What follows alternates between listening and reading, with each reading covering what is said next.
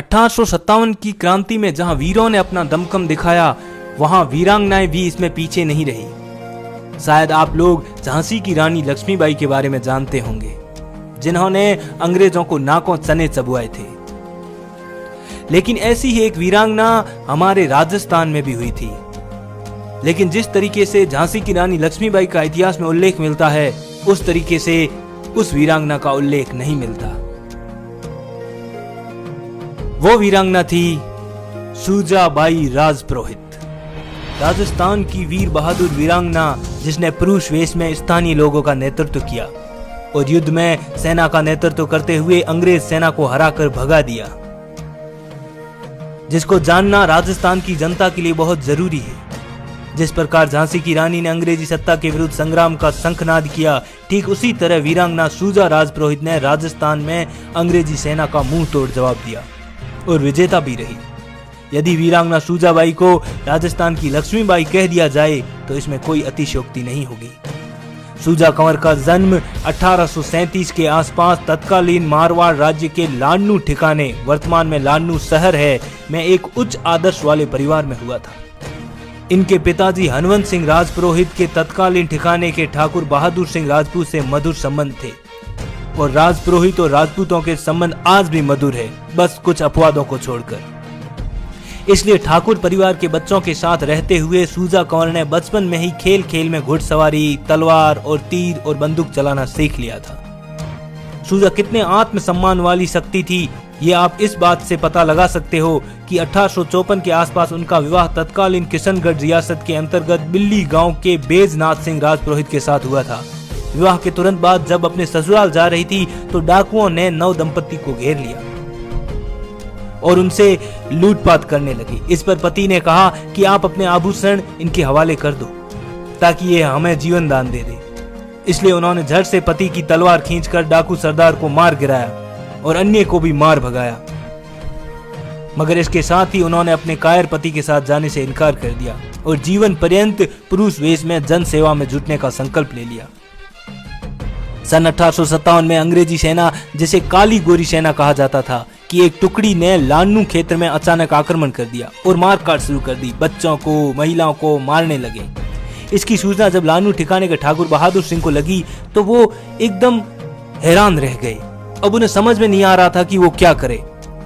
उनके पास विरोध के लिए सामर्थ्य सेना नहीं थी। ठाकुर बहादुर सिंह ने अपने विश्वस्त सिपाहियों के साथ इसी विषय पर बातचीत की। वो जब बातचीत कर रहे थे तो अचानक मर्दाना वेश में घोड़े पर सवार वीरांगना सूजा कंवर वहां आ गए।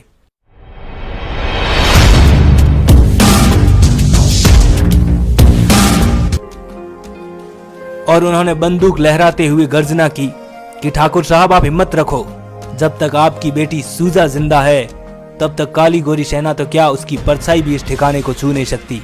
शीघ्र ही वीरांगना सूजा के नेतृत्व में एक सेना का गठन किया गया। राहु दरवाजे पर मुख्य मोर्चा बनाया गया। काली गोरी सेना ज्यों ही लाडनू पर आक्रमण करना चाहती थी, उसी वक्त वीरांगना सूजा राजपुरोहित रणचंडी का रूप धारण कर दुश्मन पर टूट पड़ी। दुश्मन सेना को इस बात का एहसास तक नहीं हुआ कि यहाँ कोई हमारा मुकाबला इस तरह कर सकता है। वीर और वीरांगनाओं की वीरता देखकर अंग्रेज सेना में हाहाकार मच गया। दुश्मन सैनिक प्राण बचाकर भागने लगे। मातृभूमि और आम जनता की प्राणों की रक्षार्थ इस संग्राम में यह सिद्ध हो गया कि भारतवासी अंग्रेजी सत्ता को जड़ से उखाड़ कर फेंक देंगे। हालांकि इस संग्राम में लाडनू के कई वीर भी वीर गति को प्राप्त हुए। वीरांगना सूजा राजपुरोहित भी घायल हो गई। अपने शौर्य का परचम लहराने वाली 20 वर्षीय वीरांगना सूजा राजपुरोहित अपने साथियों के साथ जय घोष करते हुए जब युद्ध से लौटी तो लाडनू ठाकुर ने उन्हें अपनी राजस्थानी पाग पहनाकर सम्मानित किया। उन्हें तलवार भेंटकर सूजा राजपुरोहित की जगह वीर सुरजन सिंह राजपुरोहित का खिताब दिया। ठाकुर बहादुर सिंह ने वीरांगना का मान बढ़ाने हेतु कई घोषणाएं भी की, जिसमें मुख्य थी सूजा सदैव मर्दाना वेश में अपनी कमर पर तलवार बांधे रहेगी।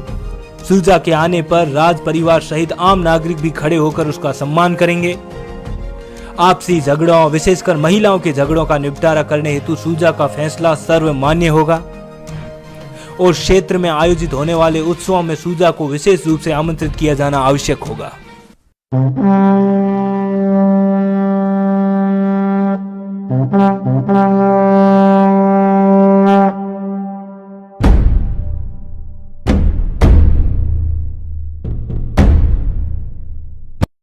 तो दोस्तों ये था मेरा वीडियो, उम्मीद है आप लोगों को पसंद आया होगा। पसंद आए तो लाइक करें, शेयर करें और हमारे चैनल को सब्सक्राइब करें। और हाँ, जो ये राजपुरोहित और राजपूतों की अटूट मित्रता है, जो संबंध है, इसे जितना हो सके और मधुर बनाइए। और जो अपवाद इस संबंध को तोड़ना चाहता है, चाहे वो राजपुरोहित समाज से हो चाहे राजपूत समाज से, उसे दरकिनार करते हुए, उसको ना सुनते हुए, बल्कि उसे अच्छी समझ देते हुए इस संबंध को और ज्यादा गहरा बनाइए। धन्यवाद।